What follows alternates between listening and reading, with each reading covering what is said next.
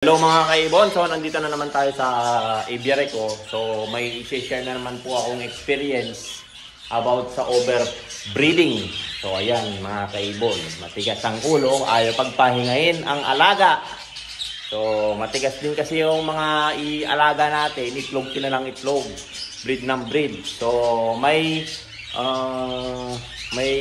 disadvantage po. So yan po yung papakita ko ngayon sa overbreeding. So ayan mga kaibon, so ito ipapakita ko sa inyo yung anong nangyari dun sa hen. So ayan mga kaibon, pakita natin. Ito mga kaibon, yung black-headed na emerald na light form. So ayan yung pares niya, light form na black-headed din na emerald. So ito mga kaibon, mapaparalyze po yung alaga nating mga kakatail. So maglulong po sila. So ayan mga kaibon, hindi siya makatayo kasi overbreeding na siya, nanghina na po siya mga kaibon. So pag ganyang case mga kaibon, ang gagawin lang natin, tanggalin natin yung nest box nila. So dyan na sa floor magbe-breed, kasi ito kapag di nyo tinanggal yung nest box, aakyat dito yan, magtatambay dito sa nest box. So ayan, magtatambay po siya dyan sa nest box hanggang mga yayat. Ayaw niya na, tatama rin niyang bumaba o hindi niya na kayang bumaba sa nest box. So ayan, may dalawang itlog pa, sayang, pero papaposter na lang po natin yan. So yan po yung cause ng overbreeding. So ayan, madali lang po yan solusyonan, kasi malakas naman ang ibon.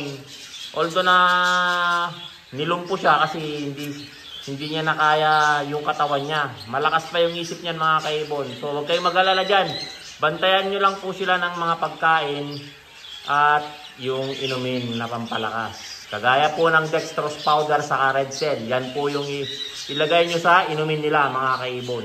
So ayan mga kaibon, ayan po yung disadvantage ng overbreeding, walang pahinga na pagbe-breed. So ayan, constant. So maganda siyang ibon. So nangihinayang tayo niya kapag hindi naka-recover, pero makaka-recover yan mga kaibon. Update ko po kayo sa kanyang sitwasyon mga kaibon. So ayan mga kaibon, ganyan po talaga kapag overbreeding.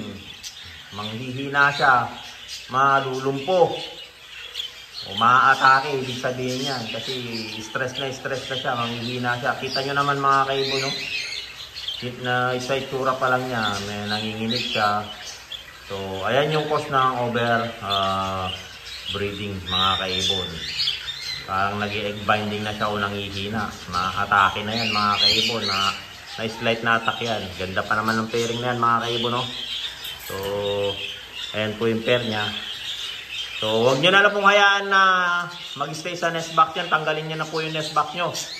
Ito tatanggalin ko mamaya pagkatapos nating mag-vlog. So ayan mga kaibon, mga kaibon, nakita nyo yung cause ng breeding. Walang pahinga yan mga kaibon, matitigas din kasi ulo nila, kaya ganyan nangyayari. So kapag nakaitlog, napisa, after 2 weeks mangingitlog ulit, papakainin nila. Ganyan po dito, ganun po kalakas yung mga breeder ko rito. So not advisable po talaga na